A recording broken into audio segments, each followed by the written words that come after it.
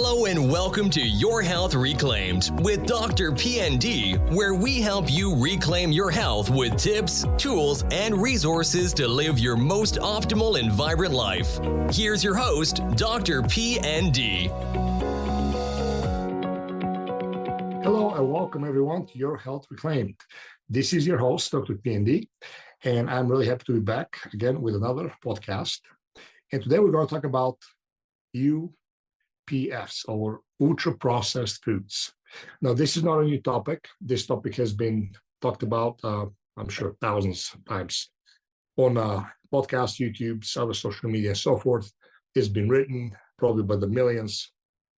However, as much as it has been talked about, written about, agreed upon by pretty much everyone, at least to a large extent, it still becomes, still is a very, very big problem for everyone in our country and pretty much in a lot of the westernized countries in the world.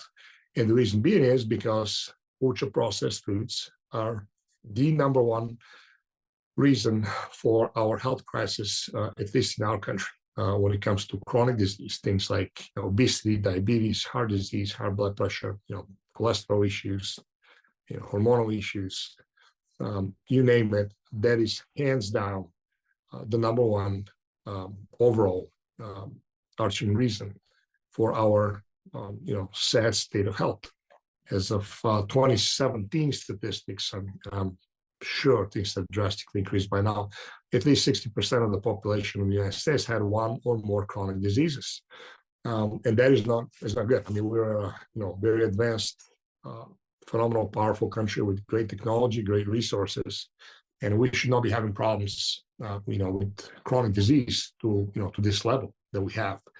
So, even though, again, everybody knows about processed foods, or ultra-processed foods, I should say, this continues to be a problem. I don't believe there's a single person who is a viable, normal adult in this country that if they're approached and asked if junk food and ultra-processed foods, things like Coke and Pepsi and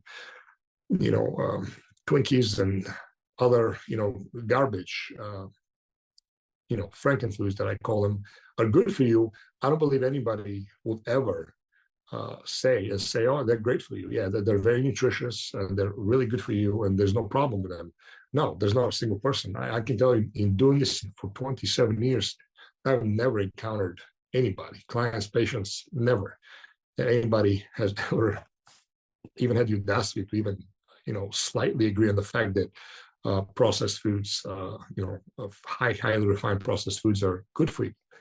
Everybody knows they're not. Some people understand more than others, but nonetheless, everybody knows that they are not healthy for you. There's not even people that actually believe that they're okay to eat. They're pretty much neutral. So with that being said, I really want to talk about the damaging effects of those and ultimately the 5 characteristics that really make them harmful. A real quick history. We're not going to get into that. I'm going to do a whole other podcast on the processing of foods, especially among the most dangerous, one of them being the industrial seed vegetable oils. And aside from that, I just want to give a quick history of when they began. In this country, the processing of food began in the mid-1800s, not mid-1900s, mid-1800s. Okay, so we're almost going on, 200 years, give or take. And that is a problem because even though they're not really popular or, in much use, relatively speaking, they began their processing and little by little they began to find themselves, in the markets and food supply for consumption for food, with people. And fast forward to about 1905, back then what's called FDA, the Food and Drugs of America, the board of directors, there was a gentleman named Harvey H. Wiley. Him and a few of his colleagues were among the first recorded ones to begin to publicly speak against the use of processing of foods. Now, Harvey, and his colleagues were actually medical doctors who sat on the board of directors. I believe he was the head of the board of directors of the, back the FDA.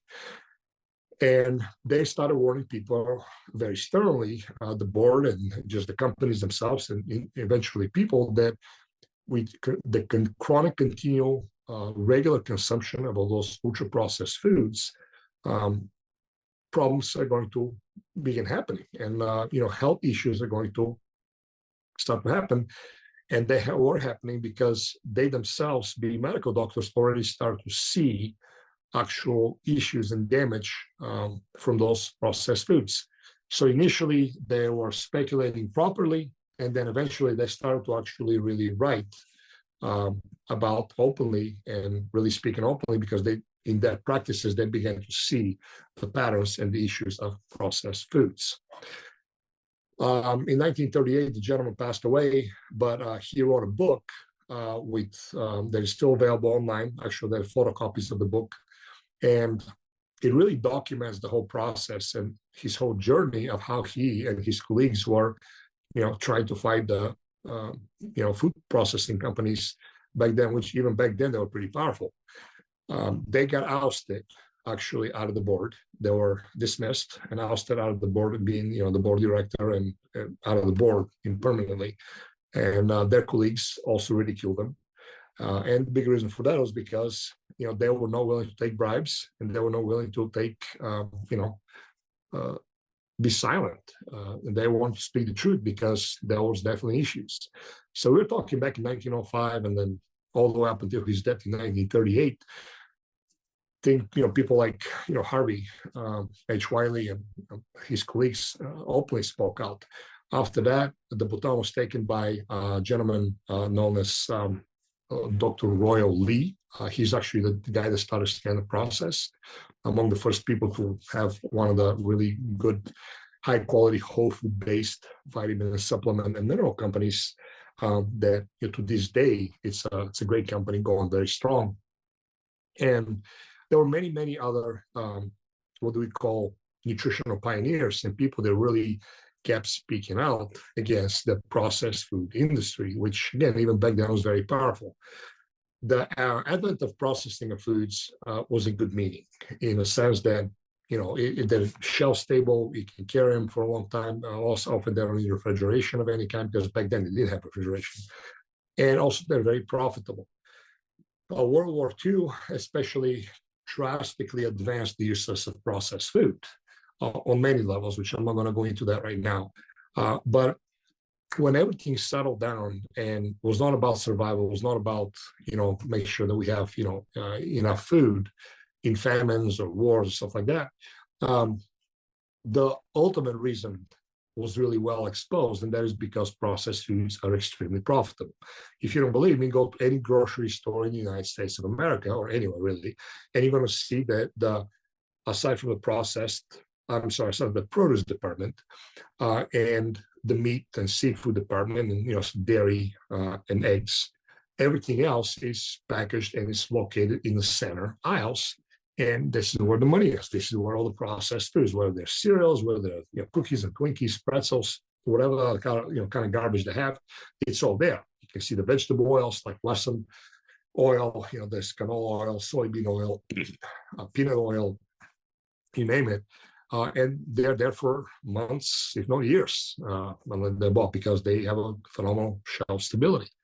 So the profitability of ultra-refined foods, processed foods, is what ultimately caused, and is still the cause, of these foods being very prevalent. All right. So I'm going to talk about, again, 5 characteristics that really make them harmful, and some other additional information that I believe you guys will find useful. Real quick, I have a really good small fact. So the epidemic of modern heart disease, as a fact, 1921, okay, 103 years ago, was the first officially recorded myocardial infarction in the USA. Okay, so first recorded myocardial infarction in the US. 1930, 9 years later, okay, there was 3,000 US deaths and officially recorded they were officially recorded for myocardial infarction. 1960, 30 years from there, was a little over 500,000 US reported official deaths from myocardial infarction. And this was taken from a medical journal way back, I believe, in the 70s or early 80s, fact. And it is amazing. And I don't have to tell you, you guys can do your own research. All you have to do is go to American Heart Association, Medical Association, National Institute of Health, World Health Organization, you name it, whatever. You're going to find very similar statistics. And those statistics are staggering. And you talk to any cardiologist, and probably perhaps even any, pertinent, prudent physician, U.S. physician, they're going to tell you that heart disease is the number one, if not very close to number one killer in the United States. And primary reason for that, aside from, physical damage, defects, congenital defects, anything like that, is from chronic heart disease that develops from poor lifestyle choices. And the primary driver of that is ultra-processed foods. So this is just like a quick fun fact, put things in perspective. Here we go.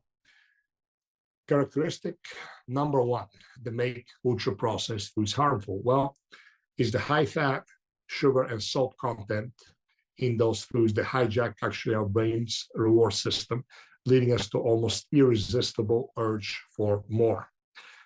You don't believe me? Try to stop eating processed food and see what happens. You're going to be jonesing like a fiend without fail. Every single client back today and every single patient that I work with, they're trying to address lifestyle issues and other, diseases that they're trying to deal with. It is amazing how hard it is for them to stop eating processed food and completely eliminate it. Okay, it is addictive, and they go through a withdrawal. Some people cannot even handle it, and they just cannot handle any kind of program to be able to, address their health issues because they just cannot stay away from processed food. It is severely addictive. Okay, often people, tell me, well, I'm really missing carbs, and I'm like, you're not missing carbs because your meal plan has plenty of healthy starch things from, oatmeal, amaranth, quinoa, sweet potatoes, rice, and many different healthy complex starches. And yet it's not enough because they're not craving carbs, they're craving the processed foods. And a big part of that comes directly from the sugar and also the refined white flour. Okay. And there's no way around that. There's nothing you can do to substitute processed food. You just have to go to the withdrawal. No different than alcoholism, try to stop drinking, no different than trying to stop smoking or to stop, doing drugs. The addiction is a very similar pattern. In some cases, I'm willing to bet is even stronger because, if you want to stop drinking, they're going to stop going to a bar, perhaps, stop going to, a liquor store or anywhere there's easily available alcohol. Processed food is everywhere. If you want to do even a garden project at home, which is obviously healthy in of itself outside in the fresh air, sunshine, you go to Home Depot, get some supplies, you check out the line, you're lined up with junk food. Anywhere you go, on every corner, multiple avenues of processed food from the fast food restaurants and so forth. So it's very hard, and I can vouch for that. And that is hands down the single biggest problem that clients face is being able to stop eating processed food. Okay, because they're severely addicted to it. Okay, let's go to number two. Second characteristic that make those things very harmful. Well, they actually contain very harmful additives. Hundreds of unregulated chemicals, as you guys know, are added to ultra-processed foods, such as emulsifiers, artificial colorings, sweeteners, preservatives, thickening agents, anti-caking agents, you name it. And these chemicals are not real food. They are chemicals for a reason. And many of them have been linked to serious potential issues with human health. You don't believe me? Go research them.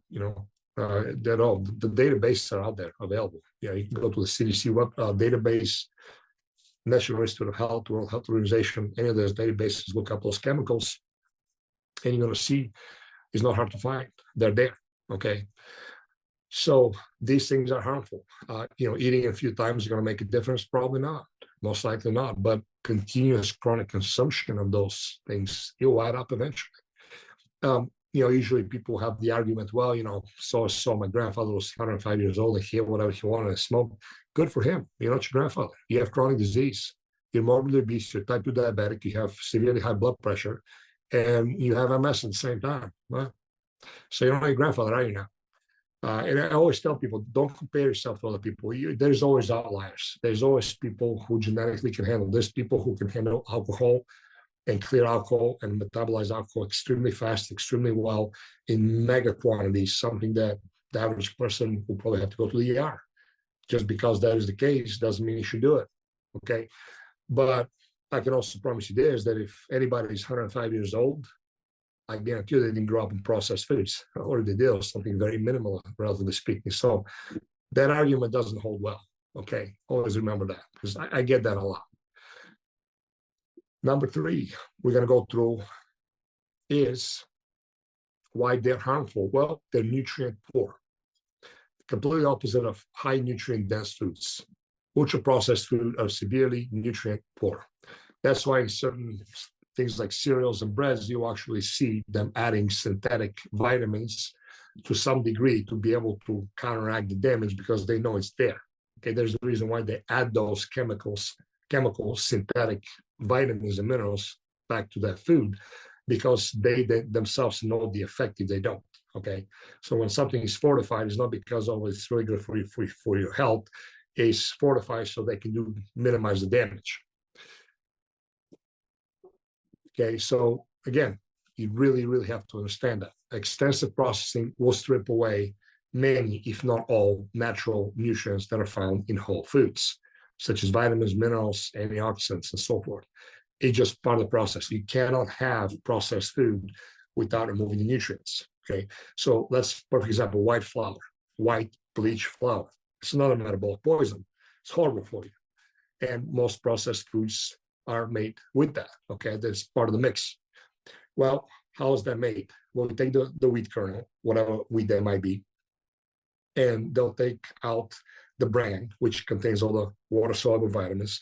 They'll take out the germ, which contains the fat-soluble vitamins, especially the vitamin E complexes. So also the bran contains the fiber. And now you're left with the endosperm, and that is nothing but pure starch. And then they grind that into flour. Then they go through a chemical process called bleaching. Okay, you can Google it. You can look it up what the bleaching process is. Okay, it's not something that is healthy. It's not good. So now you're left with a product that is completely devitalized of any kind of nutritional value. And it's very high glycemic, very high dense carbohydrates that mimics and turns the body to sugar very quickly, very efficiently. It will raise blood sugar. There's no fiber, there's no vitamins, there's no minerals, there's no fat soluble vitamins to be able to counteract and make that glycemic index normal and healthy like it was designed to do. But if you don't process the wheat like that, you can't have it to be shelf stable. So, perfect example, white flour. That is why a lot of times you might see it is fortified with thiamine and or iron for this reason, because they know the damaging effect that it can have. Not that it makes it okay or it's healthy, but at least you're not going to get the damage to that severe extent when everything is removed and nothing is added, at least synthetically back in. So this is why the nutrient poor aspect of those highly refined processed food is a problem. Okay. It will contribute to disease eventually. In natural health, ultimately, any kind of chronic disease is going to be the factor of one and or both things. And those things are nutrient deficiency or deficiencies and or some form of toxicity. Any chronic disease, doesn't matter how you swing it, when it all boils down, you're going to see a deficiency pattern and a toxicity pattern. That toxicity can be exogenous, can be endogenous, can be a combination of both, but regardless, it is. A nutrient deficiency will always, especially nowadays, be part of that pattern, okay? Let's go to number 4. So fourth characteristic is, well, they displace healthier foods.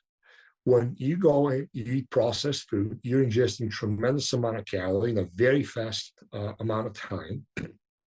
And that satisfies a craving, that satisfies a hunger, direct hunger response, and therefore you're not eating, and therefore you're not going to eat any other healthy foods. And in addition to that, when you eat processed food, you lose the taste for true, wholesome, healthy food that does have a very high nutrient density, at least to some extent.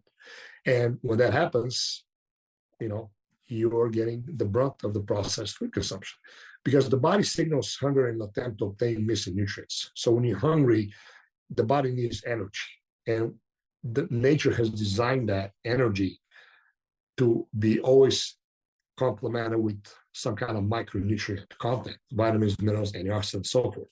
What happens is this leads to a cycle of overeating, yet undernourishing. That's why people that are morbidly obese, especially, they actually they're calorically overfed and nutritionally underfed, and they're literally starved. Another example, real quick, is a book called Starving America, and it was written by Alfred Waterson McCann. This is a reprint from a compilation of the original work. It was written in 1912, not 2012, 1912. Okay, again, it's called Starving of America. Read it; you'll really open your eyes, because these are problems that have been happening way back when, well over 100 years ago, and those people called it out down to the last fact. It was amazing. We have been warned from a long time ago that we're going to have a problem, and we have a problem. We have a big problem, and that is the chronic disease epidemic of this nation. It's absolutely staggering. And honestly, I'm not hopeful. I'm not hopeful at all. I wish I was. I'm not, because every year is getting worse and worse. And honestly, it seems like people just literally care less and less. Okay, they just don't want to hear it. Okay, but I pray this changes eventually. I really do, because something big is going to have to happen, and for people to wake up.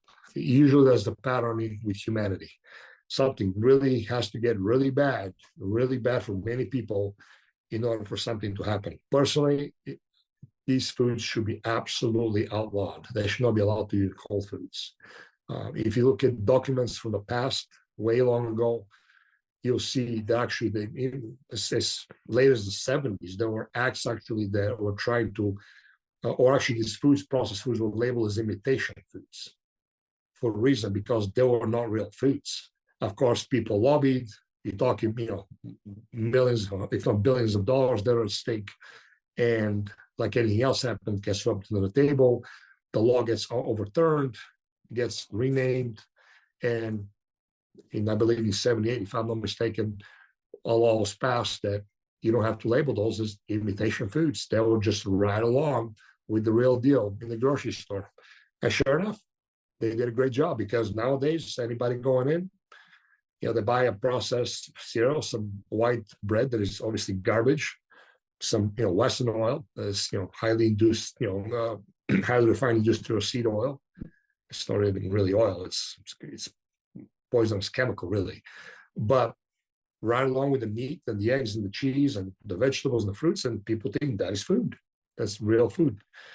So they've done a great job of really brainwashing people and getting used to those foods. And believe me, they're very, very profitable. So let's go to number 5 real quick. The fifth characteristic that makes those foods very harmful, and that is they have a profound impact on the body's hunger hormones, such as the ghrelin and the leptin hormones, which regulate your appetite and satiety, respectively. Look them up, ghrelin and leptin. What they do, how they do it. Not going to go into the biochemistry. Nobody really cares. That's really not the point. The point is that these foods have a massive impact, negative impact on those hormones. And that is why people cannot stop eating those foods, aside from the addiction. Okay, I'll give you an example. go to, let's go to a big warehouse like Sam's, Costco, BJ's, and get one of the huge bundles of bananas. I think there's like 10 or 12, 15 even bananas per, per bundle. Try to eat the whole thing. I promise you will not be able to. Or go eat a bag of apples. Not going to happen. After the probably fourth, fifth, I don't know, who knows, you're going to have a problem. Okay.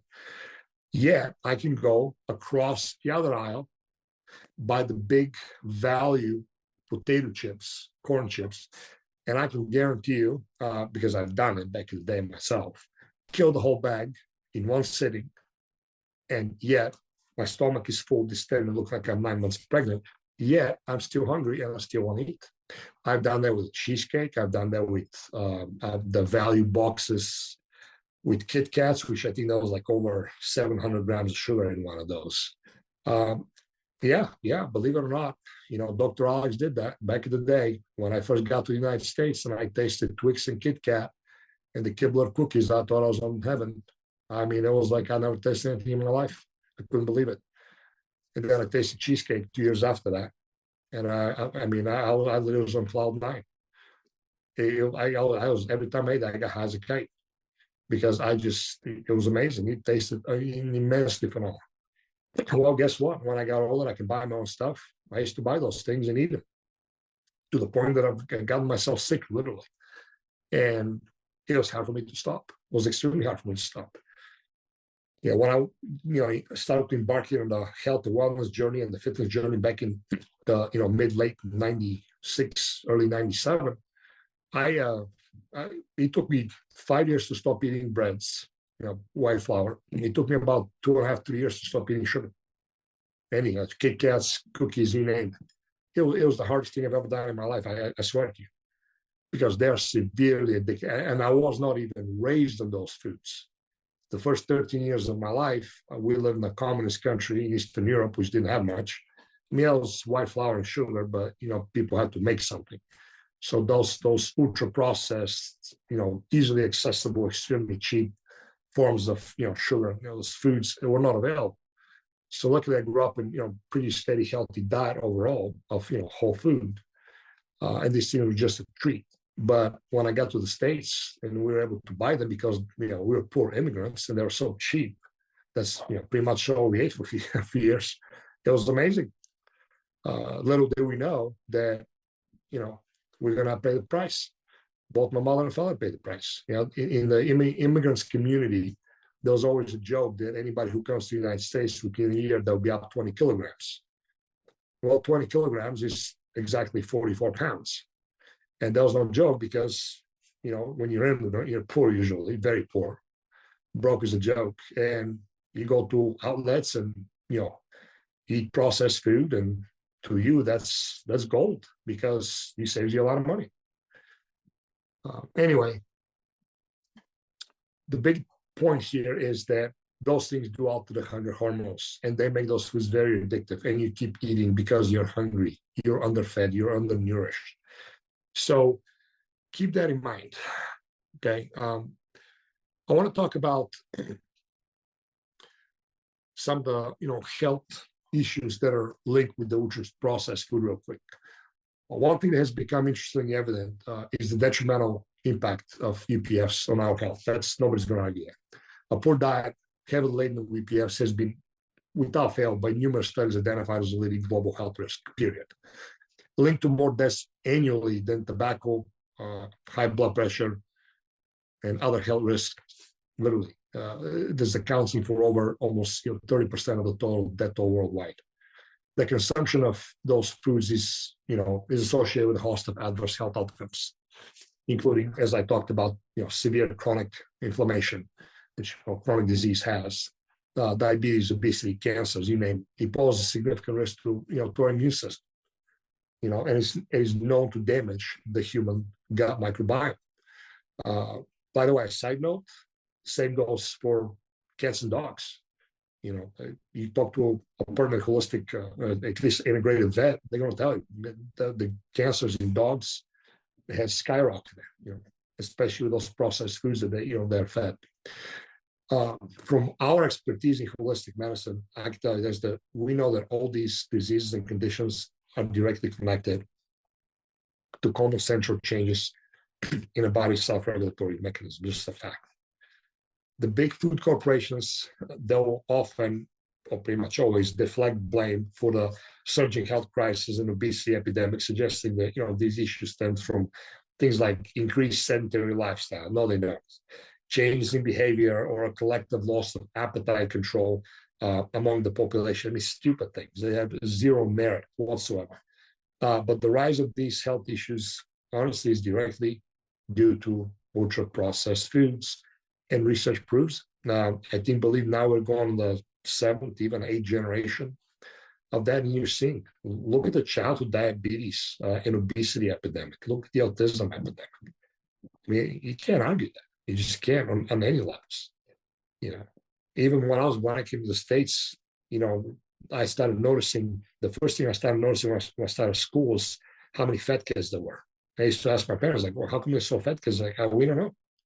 We didn't have that in Europe. Okay.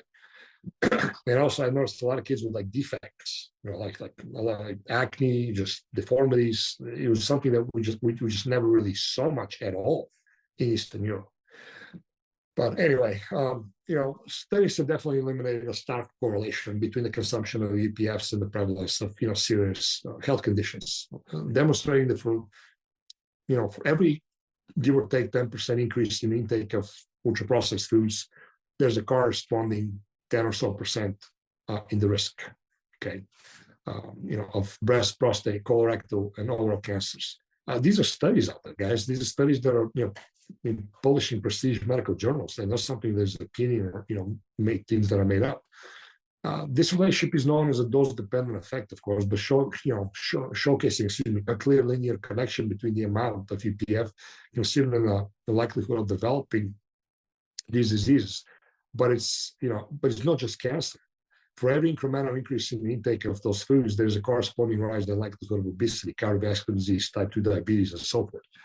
These are dose-dependent effects directly contradict, the narrative that lifestyle factors alone are to blame for the widespread increase in the chronic illness and obesity epidemic rates that you are seeing. UPFs also have a significant impact on mental health. Okay, you have one study recently here linked the consumption of UPFs directly to almost over 50% higher risk of anxiety and depression, with their regular and chronic consumptions. It is thought that the combined effects of these foods, one factor is decreased oxygen to the brain, impacts the balance of neurotransmitters, subsequently leading to higher levels of depression and anxiety, which is very true. Okay, you just can't deny that. You see that.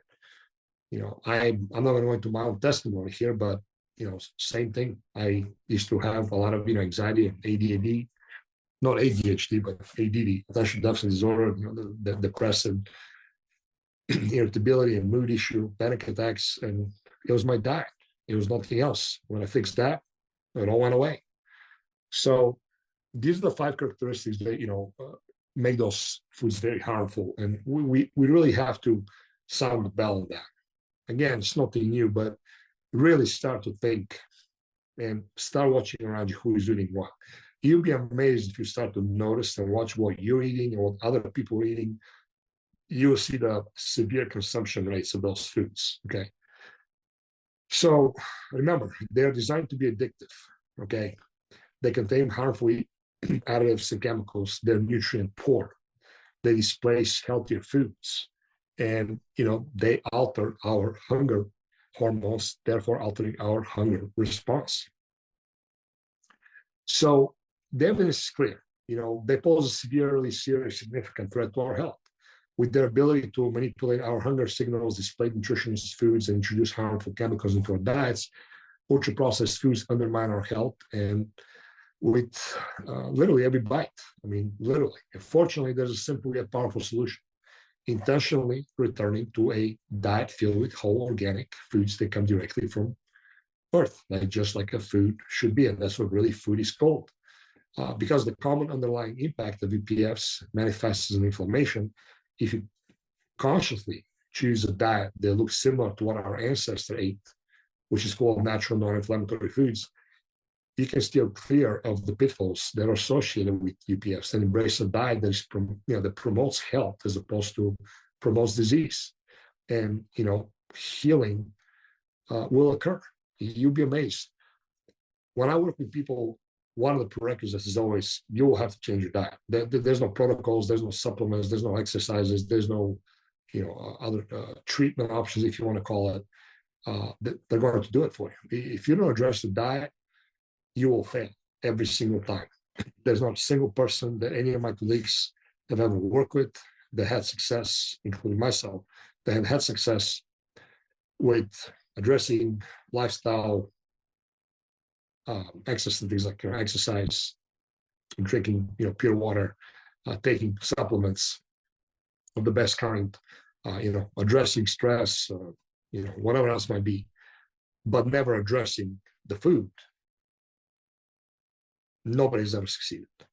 And I cannot stress this enough because it's a severe problem. And unless people wake up and they really realize the damaging effect of those food-like substances, frankenfoods, nothing's going to change, but it's going to continue to get worse. And again, we are in a dire situation. A lot of people way before me have really rung the bells over the decades, and seems like it has always, for the most part, fallen on deaf ears. So I'm really hoping that people do start to wake up and really pay attention, because food is literally medicine, and it is the most powerful aspect of healing, no matter what. When it comes to chronic disease, if you don't address the food, nothing else is going to change. So just keep that in mind. Anyway, I believe we are out of time. I try to keep those things to hopefully under 40, 45 minutes. But, I just really urge you, or really beg you, plead with you, really address your diet, stop eating processed foods of all kinds, and really experience freedom from this. And you'll be amazed at what happens. One common question I get is, well, if I can eat organic food, is it still worth it? Absolutely, it's worth it. As long as you eat whole food, it can be inorganic. You'd be millions of times better than eating ultra processed foods. So just start. Just doesn't have to be perfect. It's a journey like anything else. You're going to go through a severe withdrawal. I promise you that. Be patient. You're going to fall 1,000 times. As long as you pick yourself back up, you're going to succeed. People always ask for a formula for success. There is not one. If anything close to that, it would be, as long as you don't give up, you'll succeed. You will get that eventually. Eventually things will click and you make it up. You just got to start and keep going. Anyway, guys, again, this is Dr. PND, and we are doing an episode of Your Health Reclaimed. Thank you for watching, and I hope you guys have a wonderful week and stay healthy and well, and we'll see you guys next time. Thank you for your valuable time and for listening to the Your Health Reclaimed podcast with Dr. PND. Be sure to hit the subscribe button and share this episode with a person you know it can help. If we can help you in any way, or you would like to connect with Dr. PND, please visit DrPND.com. That's DrPND.com.